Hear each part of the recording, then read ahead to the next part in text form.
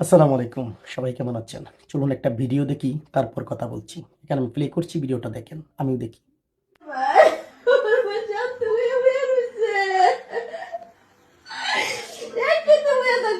আমার মায়া বাড়ি কইতো আমি ধরতে ধরতে বাড়িতে ও মা ও মা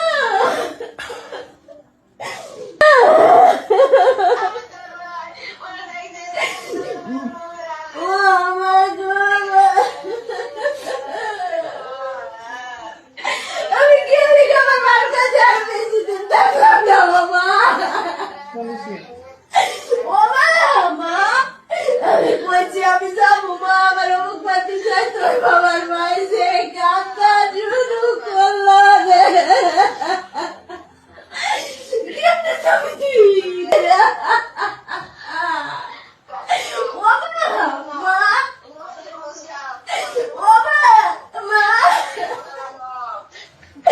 ও তুমি আমার লগে থাকবা তো যাই হোক, সবটুকু ভিডিও প্লে করলাম না। ভিডিওটা আমি কয়েকবারই দেখেছি, হয়তো আপনারাও দেখেছেন। এটা বর্তমানে সোশ্যাল মিডিয়াতে একটা ভাইরাল ভিডিও। তো এটা একজন প্রবাসী বোনের একটা ভিডিও। তিনি টাইটেল দিয়েছেন যে এই জন্যই আমি প্রবাস জীবন আমার পছন্দ না। তো দেখেন, এরকম হাজার হাজার প্রবাসীরা আছেন, তাদের মা মারা যায়, বাবা মারা যায়, দেশে আসতে পারে না, তাদের জানাজায় অংশগ্রহণ করতে পারে না, আরও কত কি, কত যে স্যাক্রিফাইস একজন প্রবাসী করে। এই যে বোনটি লিখেছে যে এই জন্যই প্রবাস জীবন পছন্দ না, কথাটা কিন্তু সত্য, আসলে সত্য।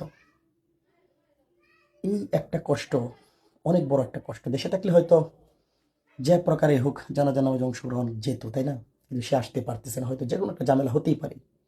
অনেকে আছে লক্ষ লক্ষ টাকা, তারপরও আসতে পারে না, কোনো না কোনো একটা ঝামেলা লেগেই যায়। এই বোনটির হয়তো এরকম কোনো একটা ঝামেলা লেগে গেছে, সেজন্য আসতে পারে নাই। আল্লাহ তাআলা সকল প্রবাসী মা বাবাকে হেফাজতে রাখুক, ভালো রাখুক। অন্তত মা বাবার জানাজাটা যাতে প্রবাসীরা দেশে এসে পড়তে পারে, সেই তৌফিক যাতে প্রত্যেকটা প্রবাসীকে আল্লাহ তাআলা দেয়। আমার চোখে দেখা অনেকেই কান্না করতেছি, কি হয়েছে, বাবা মারা গেছে, মা মারা গেছে। অনেক চেষ্টা করা হয়েছে ফ্লাইটের জন্য।